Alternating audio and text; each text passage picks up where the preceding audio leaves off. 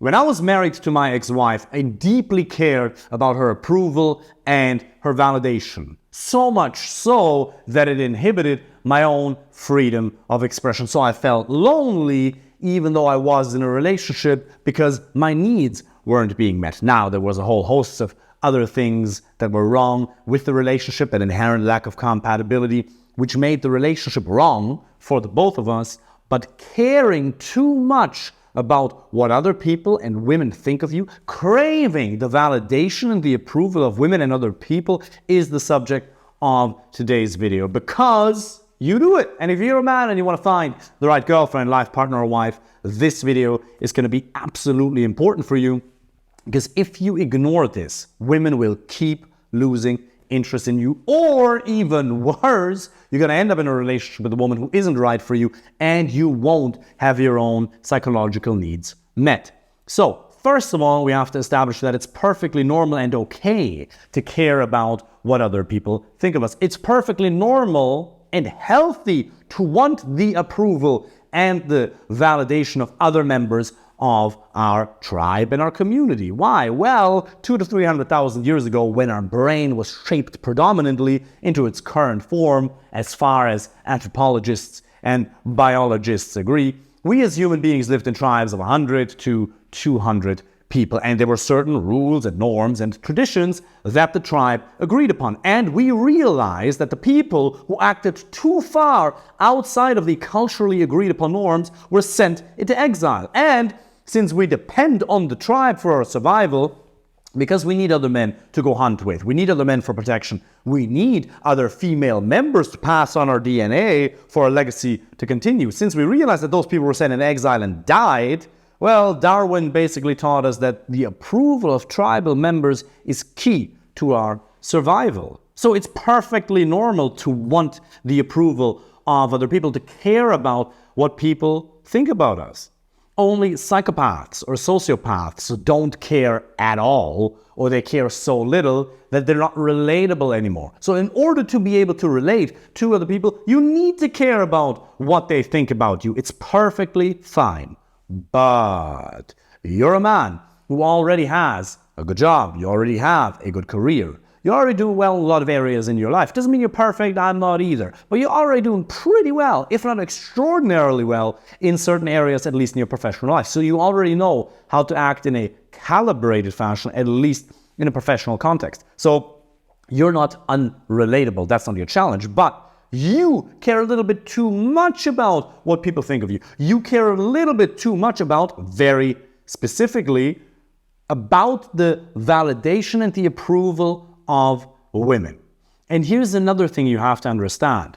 The reason this harms you, the reason caring too much about her approval, acting in an approval-seeking way on the date, the reason this harms your results, the reason it pushes women away is the following. Again, as I said, 200,000 to 300,000 years ago, we used to live in tribes, and every tribe had a tribal leader, the so-called alpha male. Silly little term, don't let that term deter you. It's just the leader of the tribe. And all the women back in the day wanted babies with the alpha male. Why? Well, first of all, in order to get to that position, he had to fight his way up there, so he must have pretty good genetics. And in order to stay there for a sustained period of time, he must have good genetics on an ongoing basis, because he has to fight off contenders. So genetically he is good. That's probably a very good indicator that he's going to be able to have healthy babies. And also he has access to resources which are going to ensure the healthy flourishing of these genetically well predispositioned children. So women wanted to have children with the tribal leader. So he had a lot of choice. He didn't just have one woman. He had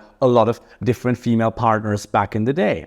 So women nowadays have the challenge. They still want the tribal leader, but it's a little bit more difficult for them to decipher, if you live in New York, for example, who is the tribal leader.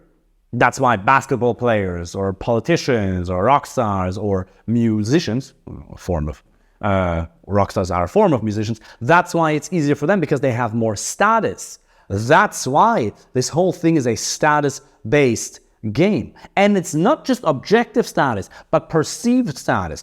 Remember, when it comes to social interactions, perception equals reality. I was actually speaking to a street musician here the other day in Dublin. Dublin has a lot of amazing buskers and street performers. And this guy was saying back in the day, he was very much into, because he saw my videos online, so we had a nice conversation. I actually bought an album of him to give it to Fernanda. And so we got talking. He said back in the day, he was also very much into meeting women. But then he just smiles at me and he says, well, look, now I'm a musician, so it's super easy. Why is that? Well, if you play on a street and you have 50 to 100 people paying attention to you, orienting themselves towards you, that increases your status because they're looking up to you in a way. So whatever heightens your status increases attraction. So women nowadays, they have a very difficult time to decipher who the tribal leader is. So they're looking for cues, I believe, for indicators that you are a tribal leader or a high status man. That's the whole idea. That's what it means. It doesn't mean posing with your Rolex or your Patek or whatever the case may be. That's not what this is about at all. But it's status indicators, honest signals that you are a man who's going to be able to give her healthy babies. Even if she may not want children, her biological drive is still to find a man who could have healthy children and protect them and care for them and make sure they grow up well and they're secure. That's still what she's looking for. So back in the day, remember, the tribal leader had a lot of options available to himself. So he probably wouldn't act too needy. He probably wouldn't act too approval-seeking around each individual lady because he doesn't care, because he has so many options. So if you're on the date and you're evidently not used to the presence of beautiful women, and I'm referring to the inside as well as to the outside, right? Because you're probably not somebody who wants a top model, just somebody who physically takes care of herself. So beautifully on the inside as well as on the outside. Since you're not used to that, so it's quite a scarce resource because you don't know how to get enough dates with the right type of women for yourself. You're sitting there and you're all nervous. You may not think you are. You may even think the dates go well. But then why does she lose interest in you after a couple of weeks? Well, because you have blind spots in your communication. And there's so many of them. It's one of the most important things that I help my clients with. Apply for a free initial consultation call with the link underneath this video if you want my help with that. But one of those blind spots is being a little bit too approval seeking. Not being disagreeable enough. And this is not a game. This is not gimmicky. This is not playing tricks. It's not manipulation. It's none of that bullshit. I'm all about honest and authentic communication. But you have to understand that you can communicate honestly in an effective fashion or honestly in an ineffective fashion. Do you know that when you're almost emotionally reaching for her, when you don't feel that you're grounded within yourself, that you're feeling blown around by the wind, that you're not anchored within yourself, that you can't relax, that whatever she says, you jump on it, you're trying to go into it, you ask too many questions, you don't ask enough questions, you're too reactive to her. You know what that's like? Yeah, of course you do. Well, part of the reason is because you're not validating your own existence in that moment. You chase her validation of your actions and your words too hard. Instead of saying, she's beautiful, I hope I like her, you say, oh, she's beautiful, I hope she likes me. Instead of saying, well, whatever I have to share with her is at least interesting because I'm an interesting person, you say, well, I hope she's going to find it interesting. I hope she'll approve of what I have to say. I hope there won't be too much conflict, too much tension, because maybe I can get some emotional as well as physical intimacy out of this. It's super important that you understand the following. She needs to see that you want her, but that you also don't need her. You can only have the type of woman you're willing to lose. Let me say this again. This is key. She needs to see that you want her, but that you also don't need her. And you can only have the type of woman you're willing to lose. She has to realize that at any given point in time during the date, you're able to get up and walk away. Or that if she were to get up and walk away, you wouldn't care. It wouldn't faze you in the slightest. And that doesn't mean that there wouldn't be a little bit of a negative emotional spike, that you'd feel nothing. That's not what this is about. But hey, cool, that's no problem. It's perfectly fine because I have another date coming really soon with a rather attractive person. You need, obviously, the right mindset, but you also need factual abundance. Because how scared of losing her would you be if in 4 days, 6 days, 7 days, you had another date scheduled? Wouldn't be too scary, would it? But if it's the only chance for real love you'll ever get, if she's the one, the only person who could ever meet your needs, for love and connection. The only person who could ever make you happy, I'll never find someone like her. If that's the one and you lose her, yeah, then such a panic reaction seems obviously appropriate, but you have to base yourself in factual abundance. Half of the people in your city are female, 10% of them are in the right age group for you. If you live in a city with 100,000 people, 50,000 women, 5 to 15,000 women in the right age bracket for you. 5 to 10, 5 to 15,000. You only need one. Can you find one? Yeah. Now people might say, oh, it's just a numbers game. No, it's not just a numbers game. If your approach is inefficient, you're going to burn through a whole lot of interactions, and it may cost you your first, second, or in some cases, third divorce, or at the very least, you're going to waste a whole lot of time. But start with this. Understand that you have a lot of attractive qualities about you.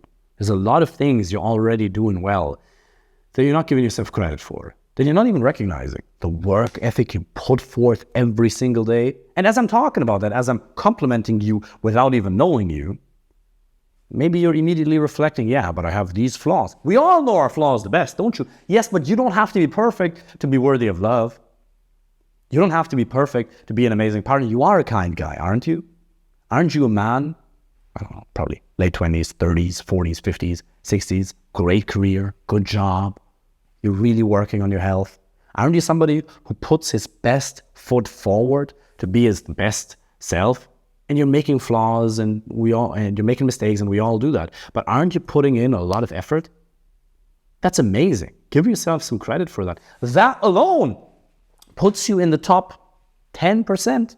You are most likely, even if we just look at the US, in the top 10%, maybe in the top 1% or even less. I have clients who are ridiculously successful, but they just cannot accept it. They can't come to terms with the fact that they have a lot to offer with it. And that's what I help them with, and a whole host of other things as well. Validate your own spoken word. Don't depend on her approval. Be independent of the good opinion of other people, as Wayne Dyer would say. I had a university professor back in the day, and she said some really interesting things. She used to work in finance, and then she went into teaching at a university because she enjoyed that a whole lot more, and she genuinely seemed very happy. And she said, yeah, I could have stayed in finance, but just because I can do something doesn't mean I need to do it. Just because I'm good at something doesn't mean I need to do it.